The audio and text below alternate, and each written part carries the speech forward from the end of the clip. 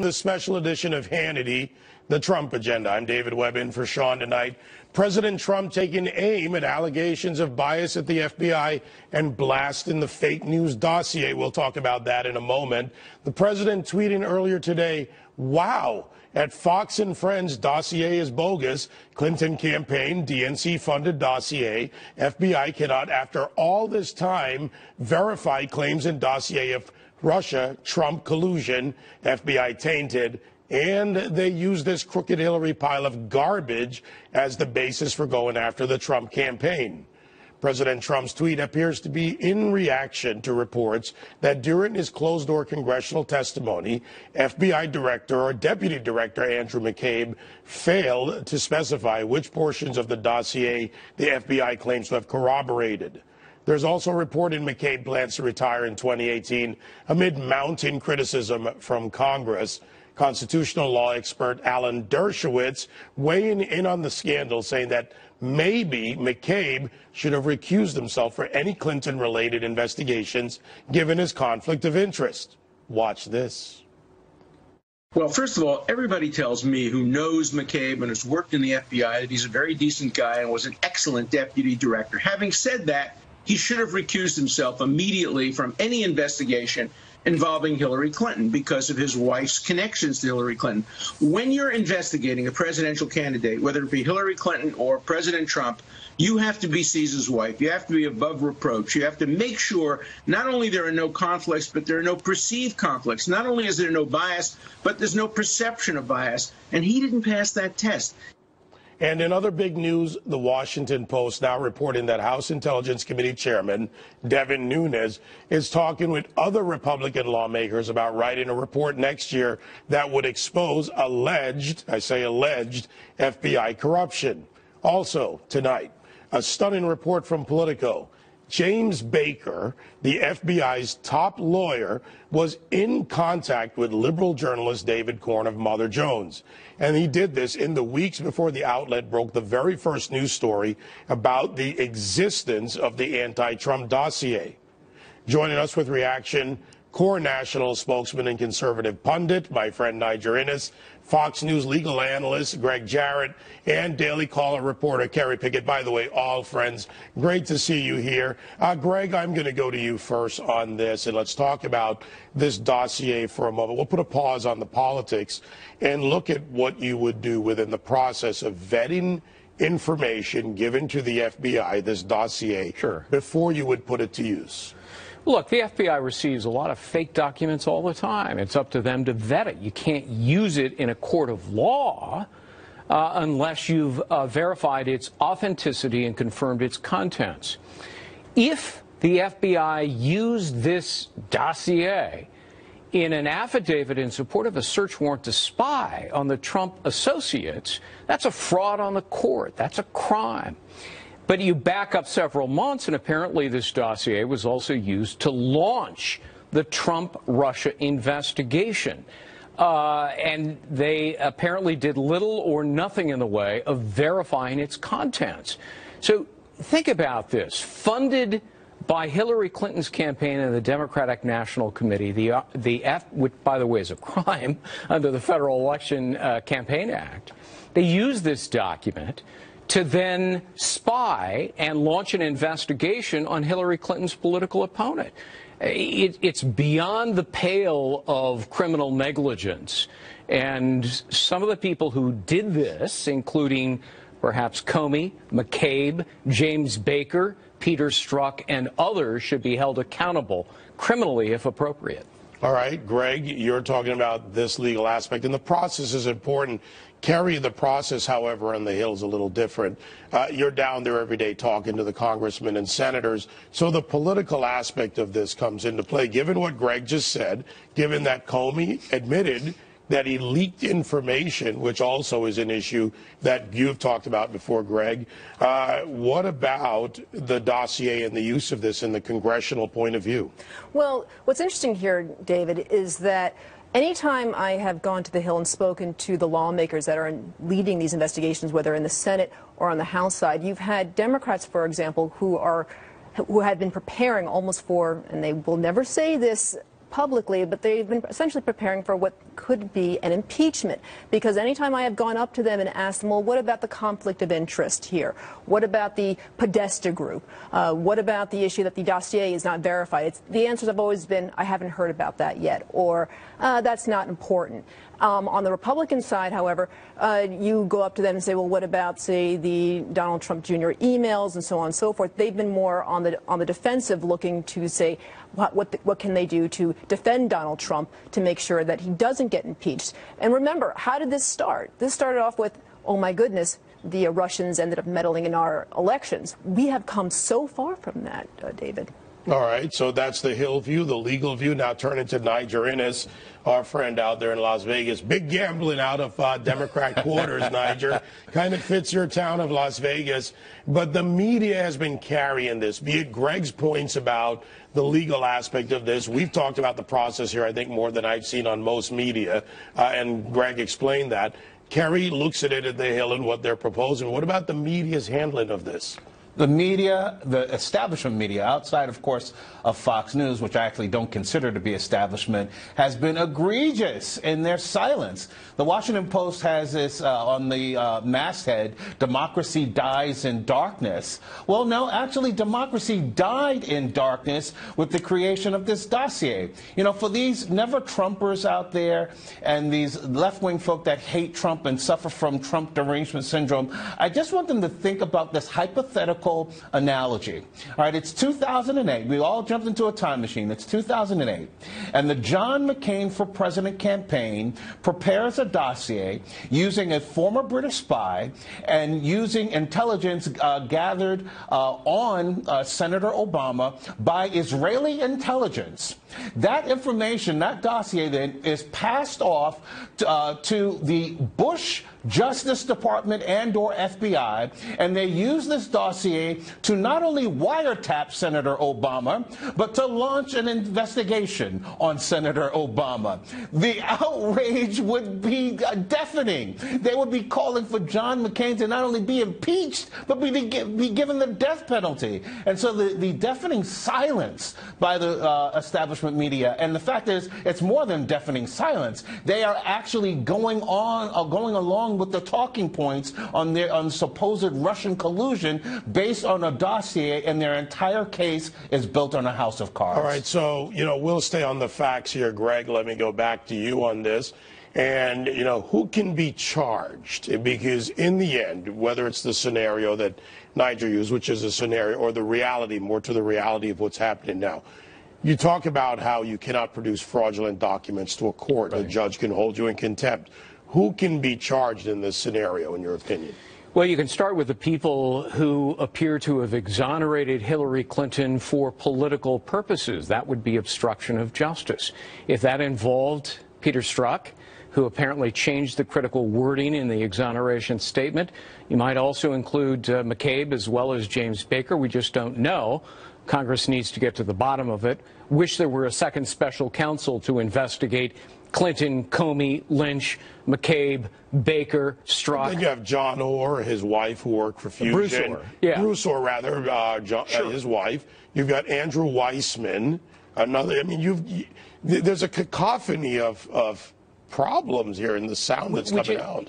Which is exactly why you need a second special counsel. I'm not sure that Jeff Sessions of the Department of Justice, with so many Obama holdovers still there, is capable of actually conducting a fair, objective, neutral investigation. I think there needs to be a second special counsel, and there's more than enough reason and evidence to demand one. All right, Kerry, so, you know, we don't need the Constitution explained anymore, at least not on this show. Sure. To the audience, about what it takes for impeachment, but you were talking about charges, potential charges, or an idea of who could be charged, and back to Washington, D.C. and impeachment and the politics of this.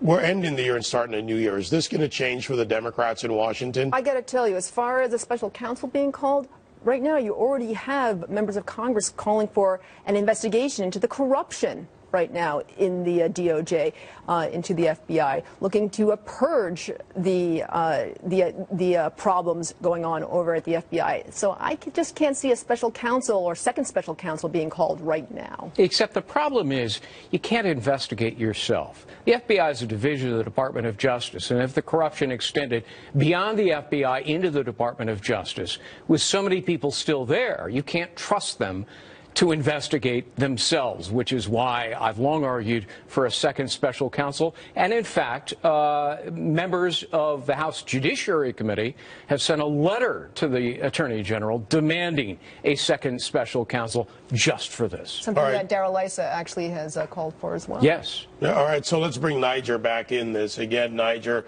big gamble for the Democrats. You're hearing your fellow panelists talk about this legal perspective, political perspective. But, you know, if they were to go to a special counsel, and given the IG's reports that have come out, do you think a special counsel brings us there, or does it prolong and delay the process and the constant back and forth partisan politics, which by the way, hinders the president's agenda? If you have a choice of firing Robert Mueller and ending that special counsel as opposed to bringing on a second special counsel, I lean heavily towards bringing on the second special counsel. Look, Mueller and the Democrats are not going to stop with this investigation. A person recently said, I forget who the commentator said it is merely just the beginning of the or the end of the beginning. So I think this is what Mueller's investigation is going to continue.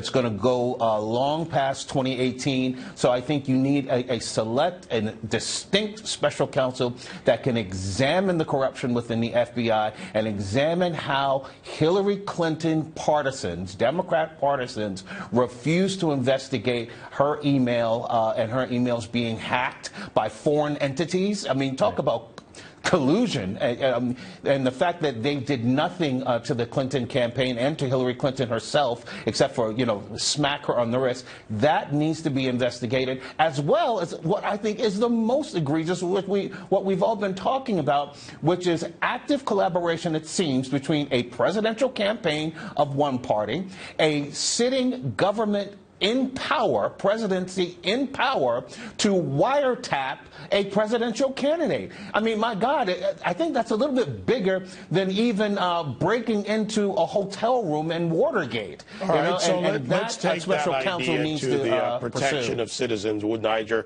and we're going to go around the table on this one for about 30 seconds each. Greg, to you, whether it's wiretapping, what is potentially, who could be charged. When it comes to special counsel, is there anything that can be done prior to that? Is there anything that the Inspector General can do within the FBI or the whistleblower issue, which is on the table, to actually bring this out? The Inspector General can only make findings, which can turn into a referral for prosecution, but generally they don't do it. The problem with the IG is they're rather toothless, always have been. It's a historical fact. What you need is a prosecutor. And again, I don't think there are people that I would have confidence in the Department of Justice to ferret out criminality among themselves or the FBI. So, Kerry, is there anyone on both sides sitting down there in D.C. that you hear from that you say, you know what, they would lead a straightforward investigation into this, a finding of fact, as Greg talks about? David, as far as I can see right now, that they are simply looking to circle the wagons of their own parties. In this case, Republicans looking to protect Trump and Democrats looking to go after Trump. That's all that's going on right now. All right, we've got to pause it there, but never a pause for our friends right here, Niger Innis out in Las Vegas. And welcome back to this special edition of Hannity. You know, 2017 has been a very productive year for President Trump. Capped off this month after he signed that massive historic tax cut into law. Of course, tax reform is not the president's only major accomplishment. He successfully appointed a qualified originalist to the Supreme Court. He's rolled back dozens of Obama-era regulations. He's cleared the way for completion of the Keystone XL pipeline and so much more. But if you watch the mainstream media, you'd probably have a very different and a skewed picture of the Trump presidency. Let's take a look at some of the worst moments, yeah, I said worst moments, over the past year. I have a whole lot to say about this president's increasing erratic behavior over the past week or so. We have an Archie Bunker in chief who is disrespecting American Indians and making classless jokes from the podium. Is this president trying to impersonate Hugo Chavez, Recep Tayyip Erdogan, Vladimir Putin? Apparently, the president gets 2 scoops. You know, everyone else around the table gets 1, and no word if there were sprinkles. At the dessert course, he gets 2 scoops of vanilla ice cream with his chocolate cream pie instead of the single scoop for everyone else. He's gained weight, according to these sources. He doesn't trust people around him. He's withdrawing. Not a good picture. He's a racist. Okay? He came proverbially as close as you could possibly come to shouting in a rally the N-word. That's what he did down there. Donald Trump, again, being a schmuck. He looked like a thug. He looked like a goon. You look at the handshake. You look at this. Just what a thug. And you have somebody inside the White House that the New York Daily News says is mentally unfit, that people close to him say is mentally unfit, that people close to him during the campaign told me had early stages of dementia. I mean, amazing. What you saw is not just a mirage. In fact, according to a study from the Media Research Center, 91% of Trump-related coverage from ABC, CBS, and NBC's evening newscasts has been negative. And despite all of this, the Trump agenda is moving forward, and an Obamacare repeal and replace, well, that could be next. Joining us now, Republican strategist Noel Nikpour, Fox News contributors Ellen Ratner and Deneen Borelli. Ladies, great to see you all. A very belated Merry Christmas to you, Ellen and Noel. I've seen Deneen enough in the last week. Hey, David. You know, I got to tell you something, Ellen. I'm going to go to you first on this. You and I have done a lot of analysis over the years together. Where was the policy disagreement with Donald Trump in what we just played for the audience? Well, first of all, I think that you're not showing what he tweeted out when he goes after people. I think that, you know, he's supporting the economy, but a lot of those rules and regulations and policies were under Barack Obama.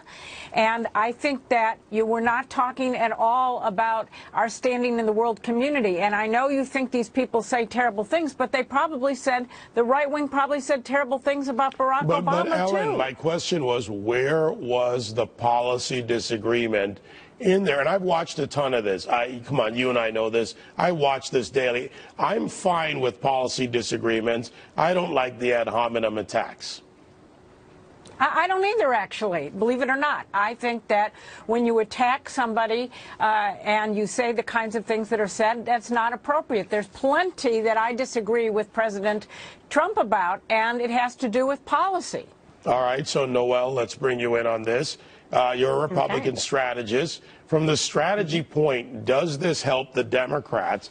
And if so, how? With this constant left-wing barrage on Trump's character and ad hominem attacks, rather than pointing out policy failures, when I just read a list of accomplishments that are campaign promises he made, he kept, whether you agree or disagree with them, anyone out there, he's kept his promise. Right. And you know what? They just will not let President Trump have a victory lap, no matter what. And you know what? You know, Trump really did do this. What he said is what he fulfilled. He fulfilled promises, unlike what President Obama did, which is he got health care through, but it was riddled with low enrollment. You couldn't keep your own doctor. And then now the premium increase is what we're dealing with. And President Trump, when he campaigned on creating jobs, you can check that off. He's about to put money in middle-class Americans' pockets. You can check that off. So he's fulfilling his promises, and what he gets from mainstream media is